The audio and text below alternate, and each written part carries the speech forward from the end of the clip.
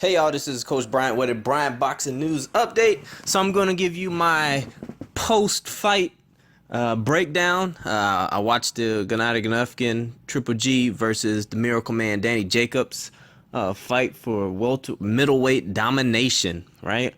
So y'all, you couldn't get any closer competition. The closest competition I seen to this one was Ward versus Kovalev, right? So this was when they got the rankings right with this one, number one and number two of the division. They got it right. So Danny Jacobs did everything he was supposed to do. So I gave a breakdown of I predicted and I thought Triple G was going to win by knockout, but obviously I was wrong.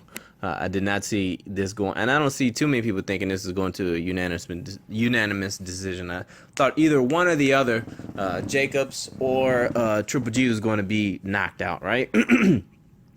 So what did we watch? We watched a very skilled, a fight of skills, a fight of will, right? And the three things I said Danny Jacob had to establish was what he could do to win would be his what was it? Damn it! His power, his will, and his defense. And he did all of that. He had good lateral movement. He had a different game plan. He took it to Triple G, and right when it could get a little dangerous, because sometimes you stay in the pocket a little too long. He got out, right? So that's probably an ebb and flow. He also threw in being a southpaw, which I don't know if it really bothered Triple G. I noticed that he would take advantage of whenever Danny would turn into a southpaw. You could see a lot of a few more straight rights coming from Triple G. So I noticed that he caught that right away. And I'm not in the fight, so maybe Danny felt that this was a little bit a little easier to switch to southpaw. But I had it to draw minus the knockdown, same as Kovalev. Now, I would say even Danny did a little bit more than the Ward fight. If there were some close rounds, that if you saw it going to Danny Jacobs and giving it to him by decision, I don't see it. I wouldn't be upset with that. But what I am upset is with everybody, all the commentators, not all the commentators, just a few. It's like, it's supposed to be a close fight. It's number one versus number two. Everyone knows that Triple G's got power. Everyone knows Danny Jacobs has got power. Both of them have great boxing skill. Both of them have been elite amateurs. So, like, it's supposed to be where it kind of null and voids each other's attributes, and it just kind of it's one of those ebb and flows. Like the tide does in 24 hours, it's a give and it's a go. So, for people to act like, oh, Triple G was exposed and blah, blah, blah, that takes away from what Danny Jacobs did. Like, Danny Jacobs did an amazing job of, one, establishing his boxing game. He just didn't do enough of it. That's all it was. I would say the one thing that stopped me from scoring a few rounds towards Danny Jacobs was when he seemed to push Triple G back.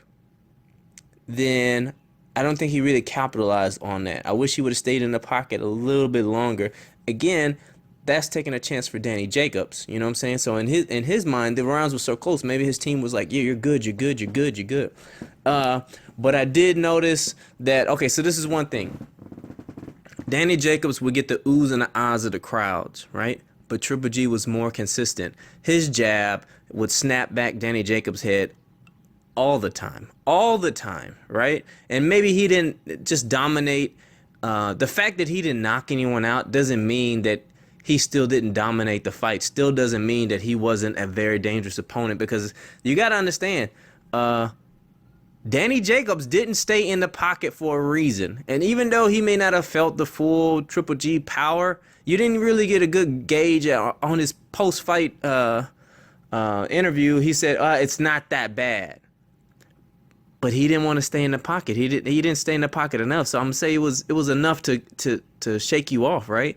Triple G in my head doesn't have one knockout power, and everybody says that he doesn't. He's just strong. He's just very accurate, right? And if you have an off game, like when Tyson first went to decision against, I think it was to Mean Joe Green or whoever he went to, I can't remember the person he went to decision with. It wasn't like they just all of a sudden jumped off the Tyson bandwagon. That happens sometimes, but just to automatically say that, oh, Triple G is blah blah blah and he's so basic and he was so exposed and he was this and this and this, and it still be a close fight, and it would have been a draw minus the on my scorebook, minus the damn knockdown, and he was exposed, but Jacobs didn't take advantage of that. I don't know. I don't see that. I don't see him being exposed. I see that he came against someone who's very highly skilled, and he eked out a very close win. It wasn't a controversial win. It was a very close win, and that's what you're supposed to do,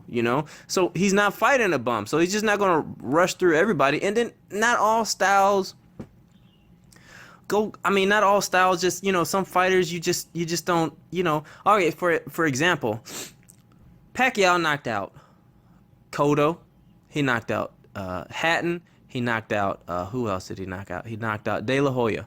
Mayweather only knocked out Hatton, when it comes to similar to things. So you would think that Pacquiao would, just because he was able to demolish those common opponents, that Mayweather would just be on the next on the list, and it did not go down like that. So I'm assuming that those people who De La Hoya, who Mayweather fought versus who Pacquiao fought, they just didn't do good against southpaws. They didn't do good against a lot of movement. Pacquiao is really good at that. They were really.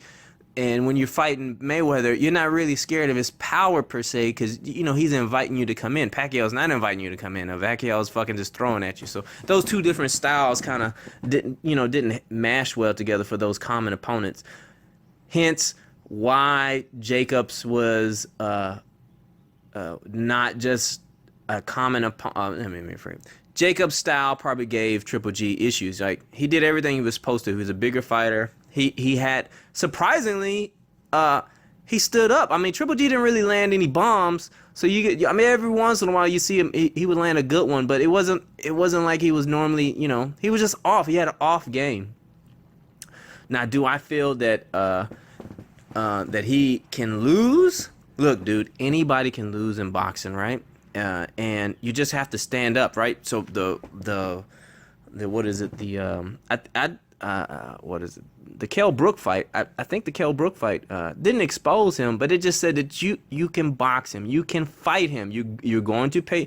It's going to be a payoff, right? It's going to be like, if you can stay in there and stand off the fucking in the heat. If you can stand in the heat, then you can play in the kitchen. But if not, you're gonna get burned like a motherfucker. And that's what happened with Kell Brook. So Danny Jacobs he implemented that into his plan. He was in the kitchen. He stayed in there long enough. He got out when it started to get a little warm, and he stayed lateral movement. So that, I think that style right there probably gave Triple G made it an interesting fight. It was a great fight. No, I don't see Danny Jacobs. I don't think that he did enough to win, but at the same time, it was really, really close. I think it was really, really close. The only difference I had was a knockdown, and so that was about it. So there you go. Triple G is established still as the number one middleweight in the division. He is, if you looked at it, dude, Triple G's a small dude. I even looked at it after I saw him next to Danny Jacobs. I was like, why don't this motherfucker go down to 154? But you know what? He feel comfortable at that weight. He's always at that weight, so that's the way he likes. You know what I'm saying? That's crazy that he's so little and he's still able to dominate like that. Do I see him losing anytime soon? No, but I do see people more willing to fight him. So I do see Billy Joe Saunders, who has very good footwork. He's almost like a Tyson Fury when it comes to footwork, and the fact that he's so big and he does that type of stuff. You know what I'm saying? So I see that giving him a little bit more problems. But at the same time, again, I don't see Billy Joe Saunders having the same ability as a Danny Jacobs to stay on his bicycle, then come in there and stay in the kitchen. I think that Billy Joe Saunders will stay on his bicycle and try to outbox him because he saw that kind of helped. But there was a small, minute thing was the fact that Jacobs also would take it too. He pushed a Triple G back, which made the whole lateral movement it made it a little bit more effective. I don't see Billy Joe Saunders having enough in the arsenal to push Triple G back. Again, we don't know. So what do I see coming up next, right? Well, there was in Boxing News, and there was a few other channels, Boxing Ego, shout out to Boxing Ego, and a few other people had mentioned that that Triple G and Billy Joe Saunders were in works or in talks with fighting after if he was able to go past Jacobs, which he has, their next fight. Which, if Triple G is able to complete this and win it, then then I see the Canelo fight happening, because unless Canelo comes in right away. And I still don't see Scarinello beating Triple G. The only reason why is because he doesn't have that lateral movement like Danny Jacobs. He doesn't have the athletic ability like Danny Jacobs. He gonna sit there and trade with you, and if you trade with Triple G, I'm telling you, I don't think that's gonna be good. So what do I see? Okay, so I see Triple G going to fight Billy Joe Saunders and trying to complete his task. He wanted to unify all the belts, and that's what he said he wanted to do. I don't see him going up to 160 to 168 because he'd be pretty small. He'd be pretty small. I mean, you can't go down to 154, but I mean he could, because that motherfucker that's how little he is. But what I see for Danny Jacobs, now listen, Danny Jacobs stock. If you didn't know who the hell Danny Jacobs was at this time, now you know. So his stock went up. Who do I see Danny Jacobs fighting? Danny Jacobs needs to make himself. He is relevant. If he doesn't take advantage of this, I don't think it would be in the best interest of him. So what do I think? I think Danny Jacobs should fight motherfucking Scarinello, right? If Canelo should win against Chavez Jr., which I don't see that happening. I'll break that down. I think Chavez is going to win. But if he happens to win, I think Danny Jacobs and him fight. That'll be a mega fight. That'll be a nice build up. You know what I'm saying? So one, what would that do? That the implications for that fight would be, one, if Canelo is able to beat Danny Jacobs, then it just helps build up the fight for Triple G. And if he's not, it for sure builds up a fucking great rematch with Danny Jacobs and Triple G, right? You know what I'm saying? I see that. I think that's the best for boxing. Let me know what you think. So I'm cutting this video short because I'm about to go get my workout on. But please like, subscribe, share this video and all my other videos. Thank you so much for all your support. Let's try to get this video to get 100 likes. That's right, 100 likes.